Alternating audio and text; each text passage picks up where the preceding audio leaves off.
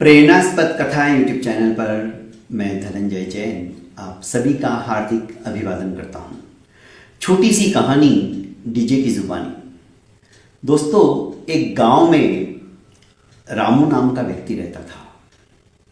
बहुत गरीब था पर था मेहनती। रामू का काम था अपने गांव की नदी को, लोगों को जो यात्री आते थे, अपनी ही नाव के द्वारा उन्हें दूसरे गांव के किनारे तक पहुंचाना। बीच में बहुत बड़ी नदी थी और रामू प्रतिदिन अपनी नाव को सवेरे से शाम तक चलाता था। जो भी यात्री आते थे उनको बिठाकर सुखरूप दूसरे तट पर पहुंचा देता था। रामू बहुत ही विनम्र स्वभाव का था। रामू की नाव जगह जगह से टूटने जैसी हालत की हो चुकी थी। नदी के थपेड़ों से, पानी के, कई बार लोगों को भी डर लगता था कि अभी नाव टूट जाएगी और हम बहती हुई धारा के अंदर प्रवाहित हो जाएंगे, अपनी जान समाप्त हो जाएगी।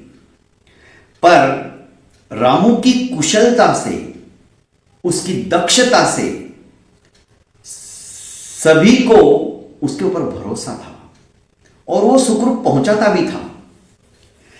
रामू थोड़े थोड़े पैसे इकट्ठे करके रखते जा रहा था कि भविष्य में बहुत जल्द वो एक अच्छी नाव खरीद लेगा और यात्रियों को सही सलामत दूसरे किनारे पर पहुंचा देगा।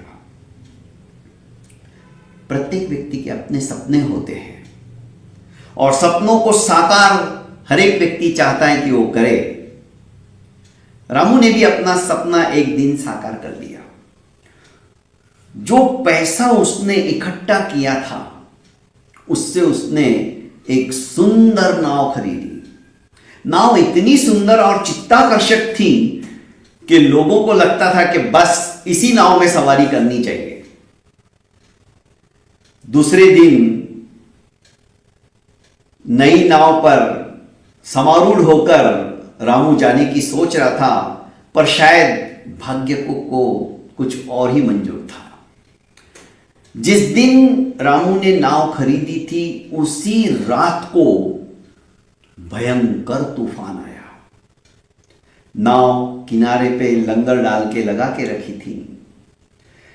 तूफान इतना भयंकर था कि रामू की नाव तहस नहस हो चुकी थी।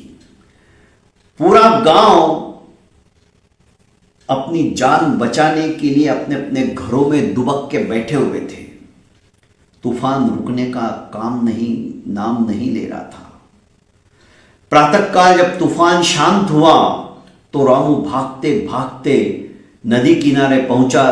देखा तो सर पकड़कर बैठ गया कि हे प्रभु, ये क्या किया।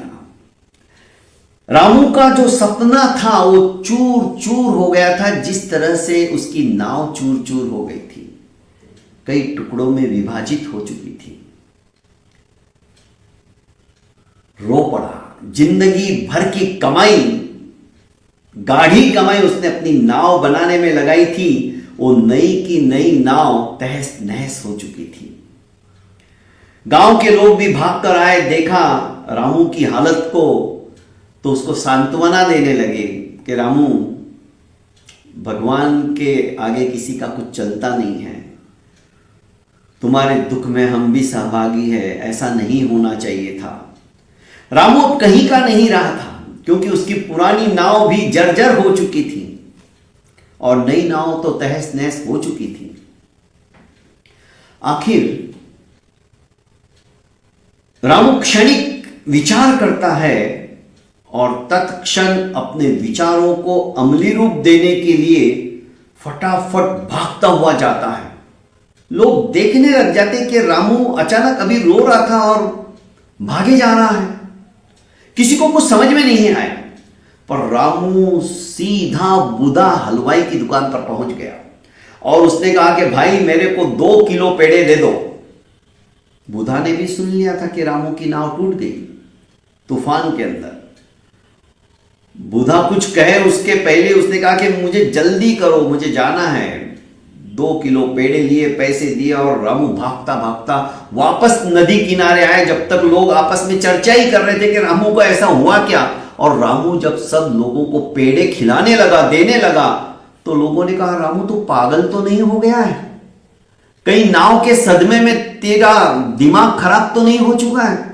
अरे तेरी नाव गई, तेरा पूरा सपना टूट के चूर चूर हो गया और तू पेड़े बांट रहा है। रामू ने कहा हाँ मैं पेड़े बांट रहा हूं, पर ये पेड़े मेरी खुशी के पेड़े हैं। मुझे समझ में आ गया उस ऊपर वाले ने जो कुछ करता है ना, सच्ची में बहुत अच्छा करता है।